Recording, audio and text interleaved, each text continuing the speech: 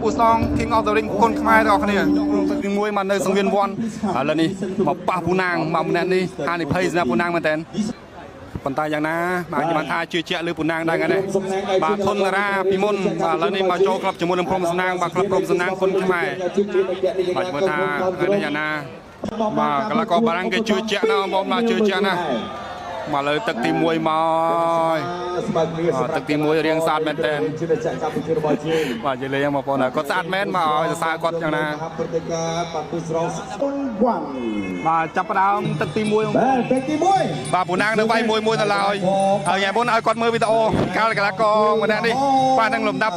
ស្រុកសៀមបាទលំដាប់កីឡាករចោលបាទគាត់ញាក់តែម្ដងទៀនរង្វាន់កិត្តិយសគុណខ្មែររបស់យើងបាទចាំមើលថាបានមកលើក្រុមកីឡាករកម្ពុជាឬមួយក៏ខាងក្រុមកីឡាករមកពីបារាំងបាទបាញ់យើងបានមួយហើយបាទខាង Kick Boxing ទាត់ក្រោមពីសឺមែនបាទយើងចាំអ៊ុតលទ្ធផលបាទព្រំសំណាងនេះហើយធាក់មួយពីសឺមែនធាក់ពីរបស់សឺមែនទាត់កាត់របស់ព្រំសំណាងភឹងទាត់ក្រោមរបស់សឺមែនអុយសឺមែនដឹងថាបាទមិនបាត់ចាក់ដល់ក្រោមបាទឃើញពូណាងធ្លាប់ភូជើងបាទគាត់ក្រោមទៀតរបស់សឺមែនបាទទៀតតែចូលតិចគាត់ក្រោមទៀតរបស់សឺមែនកីឡាករបារាំងបាទតើគាត់ក្រោមទៀតរបស់សឺមែនអុយមែនតែនពីវហើយតែតើមកទៀតហើយពីសឺមែនកីឡាករបារាំងគាត់ជើងក្រោមទៀតរបស់សឺមែនគាត់ក្រោមទៀត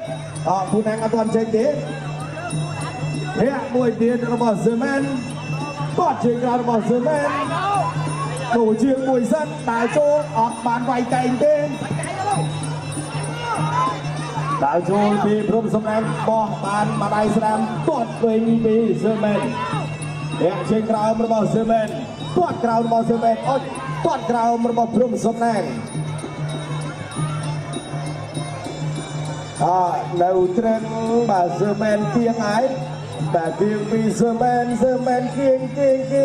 ងចេញអត់ទេអាវុធកន្លែងនេះអ្នកអាចចេញមុនពូណាងធាក់កាត់តែមកកាត់ជើងក្រោមរបស់សឺមែនកែងរបស់សឺមែនគាត់ឆ្វេងរបស់សឺមែននោះដៅ